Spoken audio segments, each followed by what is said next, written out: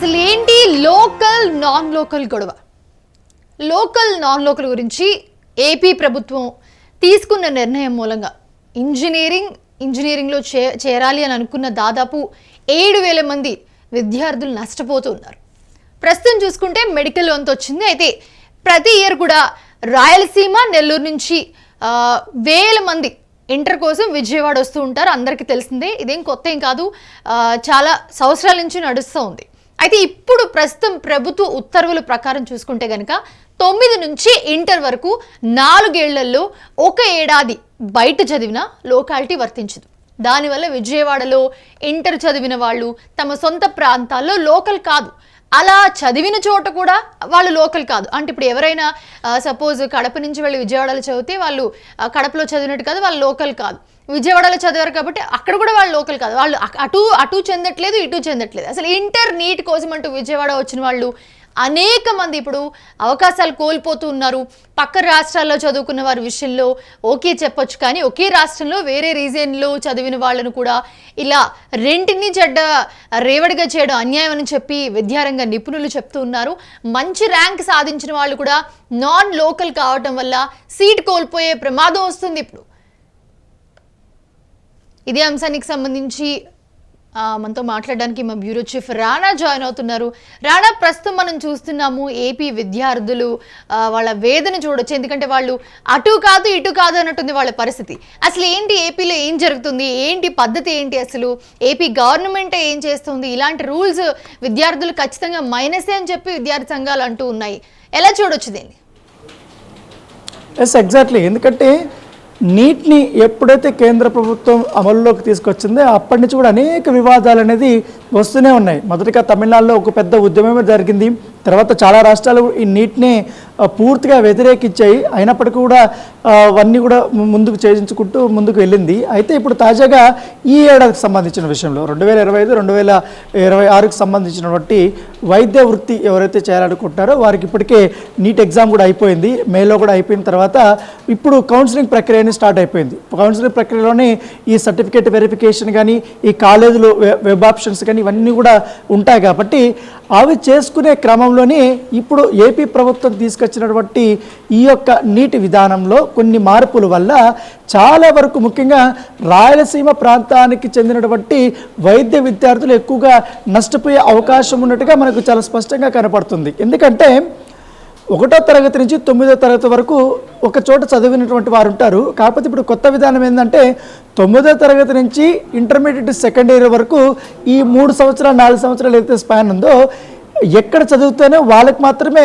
Locality అనేది ఇస్తామని చెప్తున్నారు. ఒకవేళ ఈ 9వ తరగతి నుంచి కొంతమంది ఇంటర్మీడియట్ ఫస్ట్ వరకు ఒక చోట చదివి, ఒకవేళ ఇంటర్మీడియట్ సెకండ్ ఇయర్ అంటే ఫైనల్ ఇయర్ వేరే ఒక చోట చదివి దాన్ని క్లోజ్ చేసినా అది లొకాలిటీ కింద వర్తించదు. ఒకవేళ 9వ క్లాసు 10వ క్లాసు ఒక చోట చదివి ఇంటర్మీడియట్ వేరే ప్రాంతంలో రాయలసీమ రీజన్ దాటిన తర్వాత ఆంధ్ర రీజన్లో వచ్చే ఏదైతే యూనివర్సిటీ కింద వస్తుందో అక్కడ చదివితే మాత్రం ఇక్కడ వర్తించదు వాళ్ళకి, ఈ యూనివర్సిటీ కూడా వాళ్ళకి లొకాలిటీ ఇవ్వదు, ఇటు రాయలసీమకు సంబంధించిన వారు కూడా లొకాలిటీ ఇవ్వరు. ఎందుకంటే నీట్ నిబంధనలు ఆ విధంగా ఉన్నాయి. గతంలో కూడా ఇలాంటి ప్రాబ్లమే ఇంజనీరింగ్ సంబంధించిన వ్యవస్థలో కూడా ఉండింది. ఇంజనీరింగ్ సీట్ల భర్తీ విషయానికి వస్తే మాత్రం ముఖ్యంగా వీళ్ళు వెబ్ ఆప్షన్స్ అయిపోయిన తర్వాత సర్టిఫికేట్ వెరిఫికేషన్కి వీళ్ళు సర్టిఫికేట్లు తీసుకునే క్రమంలోనే మొత్తం డాక్యుమెంట్స్ అంతా కూడా చెక్ చేసినప్పుడు వీళ్ళు ఎప్పటి నుంచి ఎక్కడి వరకు చదివారు, దానికి సంబంధించి బోనఫైడ్లు, సర్టిఫికేట్స్ అన్నీ కూడా పెట్టుకొని వీళ్ళంతా కూడా వెళ్తారు. సో వెళ్ళినప్పుడు అక్కడ ఎవరైతే సర్టిఫికేట్ వెరిఫికేట్ చేసేటువంటి ఆఫీసర్స్ ఉన్నారో వాళ్ళంతా కూడా పూర్తిగా చూసిన తర్వాత లోకాలిటీ ఏ లోకాలిటీ కిందకు వస్తారు, ఒకటి ఎస్వి యూనివర్సిటీకి సంబంధించిన విషయంలో రాయలసీమకు వస్తారు, తర్వాత ఆంధ్ర యూనివర్సిటీ, ఇప్పుడు ఎన్టీఆర్ హెల్త్ యూనివర్సిటీ ఉంది కాబట్టి ఆ రీజన్లోకి వచ్చినటువంటి వారందరూ కూడా ఆంధ్ర పరిధికి వస్తారు. అయితే ఇక్కడ చిక్కుమడి ఏంటంటే గతంలో ఇలాంటి ప్రక్రియ పెద్దగా లేనప్పుడు అప్పుడు ఇంత ప్రాబ్లం లేదు. ఎందుకంటే అందరూ కూడా ఆంధ్రాలో చదివినా రాయలసీమలో చదివినా కొన్ని ఎగ్జామ్షన్స్ ఉండేది, ఖచ్చితంగా కూడా వాళ్ళు దాంట్లో పాల్గొనేది. సో వాళ్ళకి ఎటువంటి ఇబ్బంది లేదు, పెద్దగా నష్టపోయినటువంటి దాఖలు కూడా పెద్ద కనపడలేదు. అయితే ఈసారి ఈ విధానం తీసుకురావడం వల్ల దాదాపు 7,000 మంది దాకా కూడా ఈసారి సఫర్ కాబోతున్నారు. సో దాని మీద ఇప్పుడు పెద్ద ఎత్తున ఒక వ్యతిరేకత అనేది వస్తూనే ఉంది. ఎందుకంటే ఖచ్చితంగా ప్రభుత్వం పునరాలోచించాలి, లేకపోతే విద్యార్థులకి గైడ్ లైన్స్ ఇవ్వాలి. ఎట్లా ఏంటనే దాంట్లో కూడా కొన్ని మార్పు చేర్పులు చేసిన తర్వాత ఇస్తే బాగుంటుంది. ఎందుకంటే ఆల్రెడీ ఎగ్జామ్స్ అయిపోయారు, చాలామంది క్వాలిఫై అయిపోయారు, మంచి ర్యాంక్స్ కూడా సాధించినటువంటి వారు ఉన్నారు, మంచి మార్క్స్ సాధించినటువంటి వారు ఉన్నారు. ఈ దాంట్లో కూడా చాలా వరకు మెరిట్కి సంబంధించి రాయలసీమలో చాలా ఎక్కువ మంది సాధించినటువంటి వారు ఉన్నారు. వాళ్ళందరూ కొంతమందికి రాయలసీమలో కొన్ని సంవత్సరాలు చదివినటువంటి వారు ఒక సంవత్సరం ఇటు విజయవాడలోనో లేకపోతే గుంటూరు లేకపోతే ప్రకాశం జిల్లానో లేకపోతే ఇతర ప్రాంతాల్లో చదివినటువంటి వారు ఉన్నారు. కాబట్టి వాళ్ళకి ప్రాబ్లం వస్తుంది. ఈ ప్రాబ్లమ్ని ఖచ్చితంగా చాలా సీరియస్గానే తీసుకుంటాను. ఎందుకంటే ఒకరికా ఇద్దరు కాదు కదా, కాబట్టి వాళ్ళు మొత్తం సఫర్ అయ్యేది కొన్ని వేల మంది. కాబట్టి దాని మీద ప్రభుత్వం కూడా నిపుణులు, ముఖ్యంగా ఈ గైడ్ లైన్స్ రూపొందించినటువంటి నిపుణులు ఎవరైతున్నారో వారు కొంచెం పూర్తి స్థాయిలో దృష్టి పెట్టాలి. ఇప్పుడు ఆల్రెడీ వెబ్ ఆప్షన్స్కి ఏ విధంగా అయితే 1, 2, 3 3 ఆప్షన్స్ అయితే ఇచ్చారో 3 సార్లు అప్లై చేసుకోవడానికి, ఇప్పుడు కూడా అలాంటి ఆప్షన్స్ కానీ ఇస్తే మాత్రం వీళ్ళు నష్టపోకుండా ఉండే అవకాశాలు చాలా తక్కువగా ఉంటాయి. సో చాలా వరకు కూడా వీళ్ళు కొన్ని గైడ్ లైన్స్ రిలీజ్ చేశారు. కానీ కొంతమంది ఎవరైతే స్టూడెంట్స్ కొన్ని చూసుకోకుండా వెబ్ ఆప్షన్స్కి వెళ్ళిపోయిన తర్వాత సర్టిఫికేట్ వెరిఫికేషన్ అయిన తర్వాత అక్కడ వెనక్కి తిరిగి వస్తున్నారు. ఎందుకంటే ఏ యూనివర్సిటీకి సంబంధించిన వారు లోకాలిటీ అనేది వాళ్ళకి పెద్దగా ఐడియా లేదు. ఎందుకంటే ఒక యూనివర్సిటీకి సంబంధించిన వారి దగ్గరికి వెళ్తే అక్కడ మీరు మా దగ్గర ఇన్ని సంవత్సరాలు చదవలేదు కానీ వాళ్ళు చాలా క్లియర్గానే వాళ్ళు చెప్పేస్తారు, వాళ్ళకి ఆ సర్టిఫికేట్ దొరికే అవకాశం లేదు. సో చాలా వరకు కన్ఫ్యూషన్స్ ఉన్నాయి. కాబట్టి ఇప్పుడు యూటీవీ కూడా దీని మీద ప్రత్యేకమైనటువంటి కథనాలని మనము ప్రసారం చేయబోతున్నాము. ఎందుకంటే చాలామంది నిపుణులతోనే కూడా అలాగే దాంతోపాటు స్టూడెంట్స్తోనే కానీ వాళ్ళ పేరెంట్స్తో కూడా అందరి యొక్క అభిప్రాయాలు కూడా మనం తీసుకుపోతున్నాం. ఏంటి ఎగ్జాక్ట్గా ఈ నీట్ విధానం ఆంధ్రప్రదేశ్లో ఇప్పుడు కొత్త పద్ధతిలో తీసుకొస్తున్నారు. కాబట్టి దీనివల్ల ఎంతవరకు లాభాలు ఉన్నాయి, ఎంతమంది నిజంగానే నష్టపోతున్నారు అంశాలు కూడా రేపటి నుంచి పూర్తి స్థాయిలో మనం విశ్లేషించబోతున్నాం. Right, thanks for the updates Rana. ఇక ప్రస్తుతం చూసుకుంటే కనుక ఇటు ఆంధ్రప్రదేశ్ ప్రభుత్వం కొత్తగా తెచ్చిన రూల్స్ ప్రకారం చూస్తే ఇతర రాష్ట్రాల్లో చదివిన వాళ్ళని స్థానికులుగా పరిగణించరు. సో దీనివల్ల తెలంగాణలో ఇంటర్ చదివిన ఏపీ విద్యార్థులు ఎవరైతే ఉంటారో వాళ్ళందరూ కూడా ఆందోళన వ్యక్తం చేస్తున్న పరిస్థితి. పాత రూల్స్ ప్రకారం చూసుకుంటే ఉమ్మడి ఆంధ్రప్రదేశ్లోని విద్యార్థులకు కొన్ని వెసులుబాట్లు ఉండేవి. ఇప్పుడు ఏవైతే కొత్త రూల్స్ వచ్చాయో ఆ కొత్త రూల్స్ వల్ల సీట్లు వస్తాయో రావో అని చాలామంది పేరెంట్స్ ముఖ్యంగా టెన్షన్ పెడుతూ ఉన్న పరిస్థితి మనం చూస్తూ ఉన్నాం. అలాగే ఆంధ్రప్రదేశ్ ప్రభుత్వం ఈ 4 ఇయర్స్లో ఏ ఒక్క ఇయర్ కూడా ఇతర రాష్ట్రాల్లో చదివిన ఎక్కడ చదివినా కూడా వాళ్ళందరూ కూడా స్థానికేతరులే అన్నట్టు అంటుంది. బట్ ఇటీవల ప్రభుత్వం రాష్ట్రంలోని స్థానికేతర కోటాను ఏపీ విద్యార్థులకు కేటాయించేలా ఉత్తర్వులు అయితే జారీ చేసింది.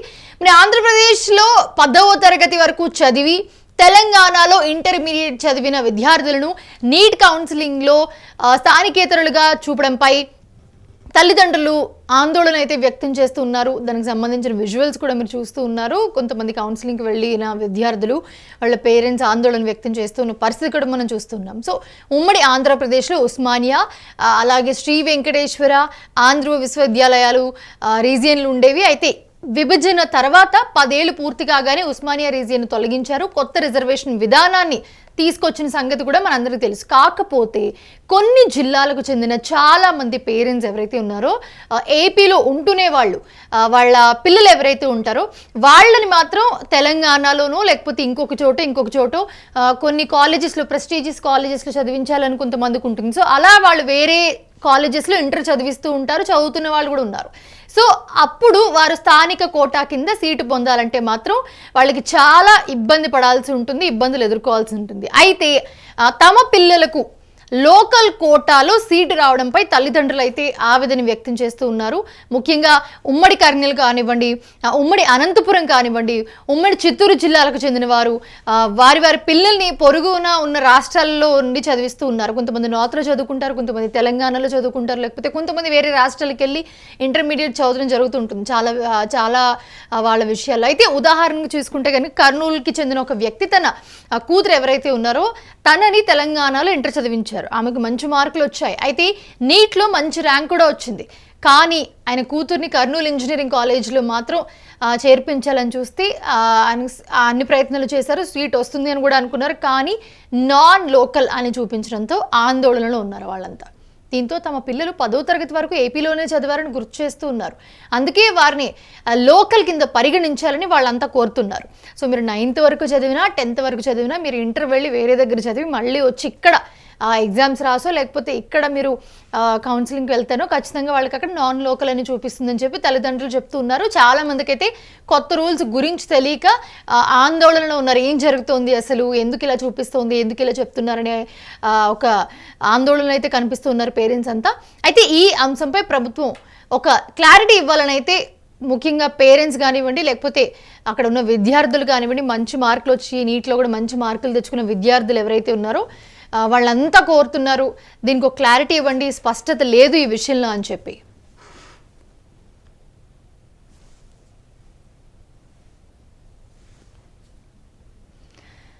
సో ఈ న్యూస్ విన్నారు కదా. సో దీన్ని చూసిన తర్వాత మీరేమనుకుంటున్నారో మీ అభిప్రాయాన్ని కింద కామెంట్ రూపంలో తెలియజేయండి. స్క్రీన్ మీద కనిపిస్తున్న మా సోషల్ మీడియా హ్యాండిల్స్ని ఫాలో అవ్వండి.